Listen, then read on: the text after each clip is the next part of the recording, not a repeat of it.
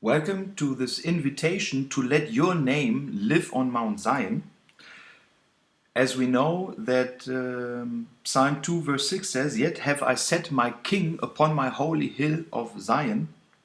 We know that Zion has a very special meaning, not only in the Bible, but also in the purpose of Hashem, who wants to let the Torah go out from Zion and his word from Jerusalem to the nations.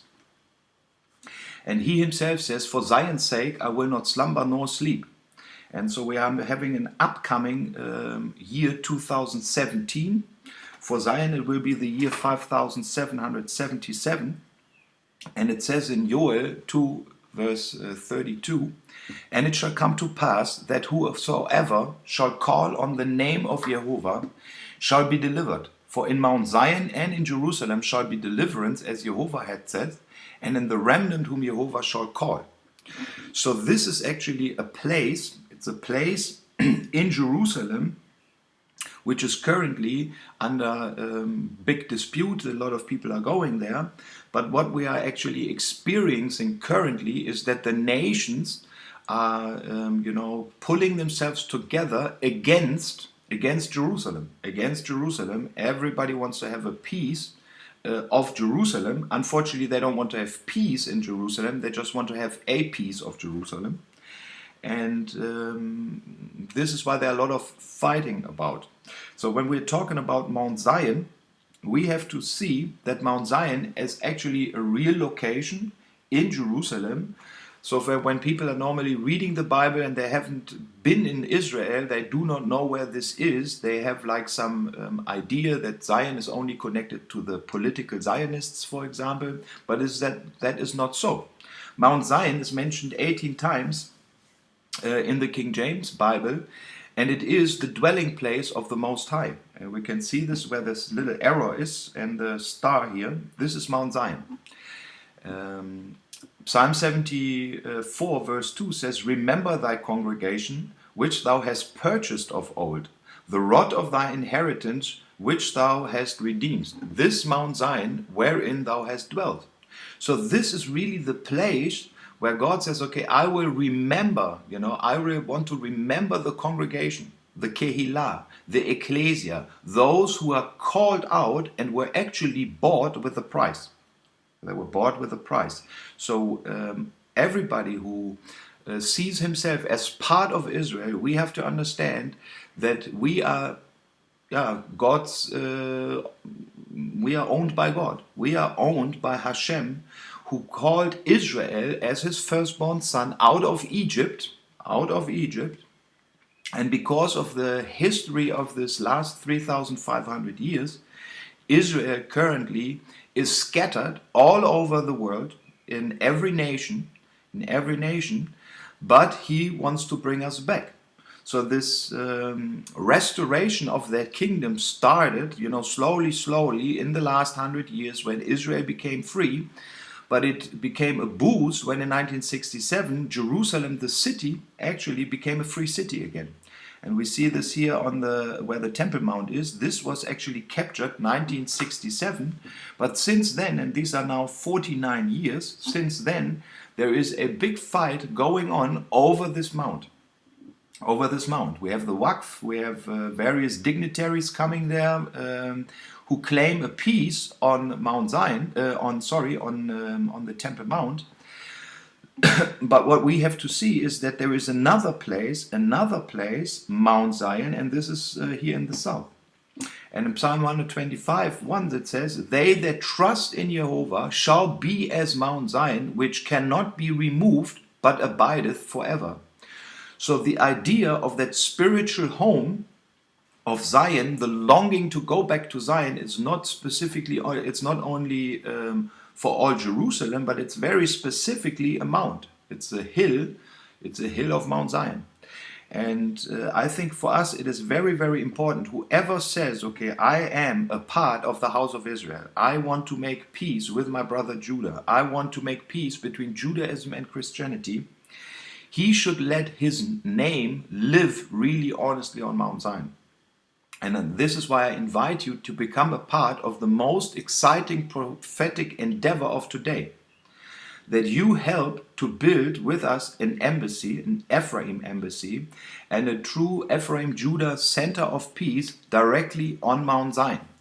Because according to Obadiah 17, it is from there, but upon Mount Zion shall be deliverance, and there shall be holiness, and the house of Jacob shall possess their possessions. Now the house of Jacob is everybody. It's Ephraim and it's Judah. The house of Jacob are all children of Israel. And in the moment, we are pulling ourselves together and says, okay, we are one. We are really the house of Jacob. We are not. We don't see each other as the other who didn't understand something perfectly.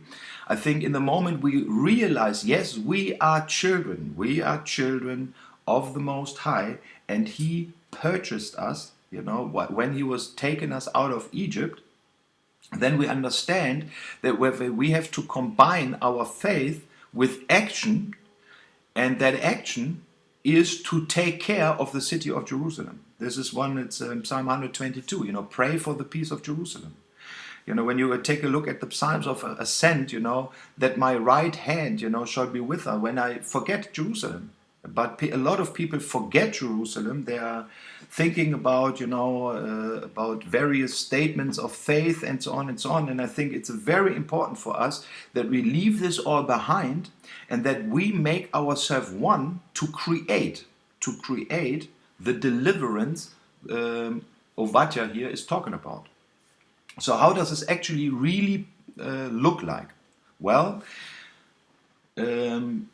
already 2005, myself and some other people founded the Ephraim National Fund, and it is our purpose, to build on Mount Zion an Ephraim Judah center of peace.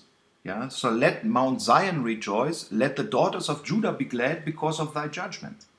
Okay, so when Ephraim comes back, and Ephraim is back, Ephraim is alive. Okay, there has to be an understanding also within the Jewish people that we need some sort of a place. And this is the place on Mount Zion. This is where the dot was, you saw earlier in the other slide.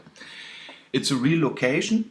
Currently there is a restaurant in there. We talked to the owner, and there are various possibilities and agreements that we actually can take over the commercial part of this place as a meeting place, as a working place, definitely not as a living place, but to have a representation on Mount Zion, 50 meters from the grave of King David.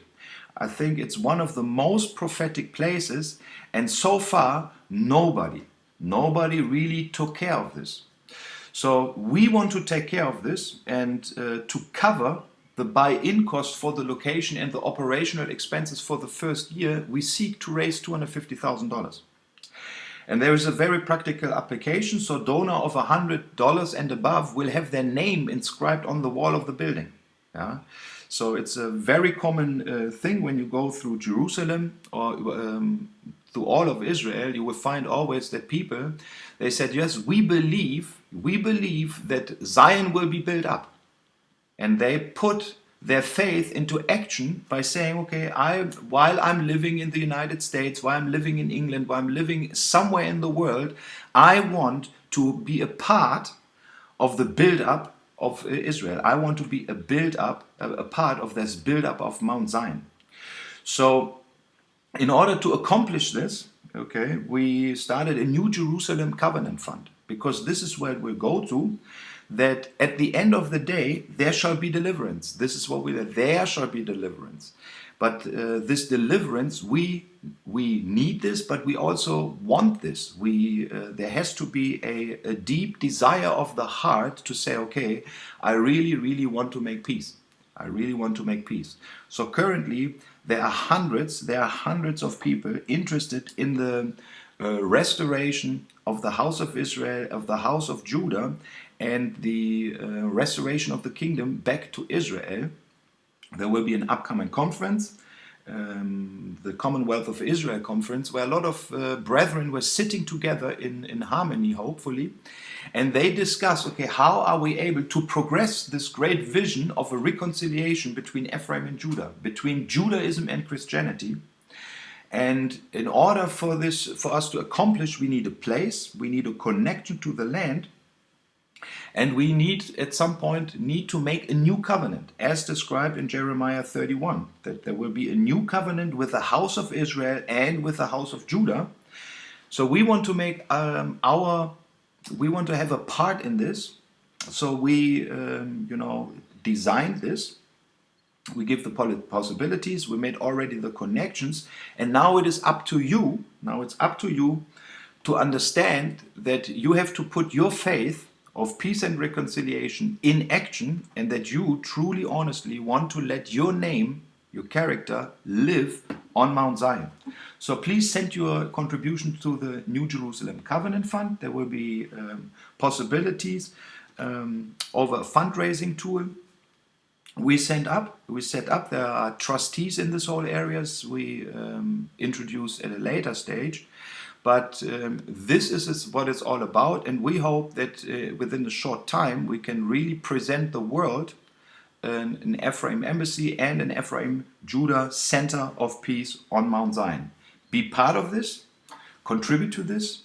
Thank you so much. God bless you, and talk to you later.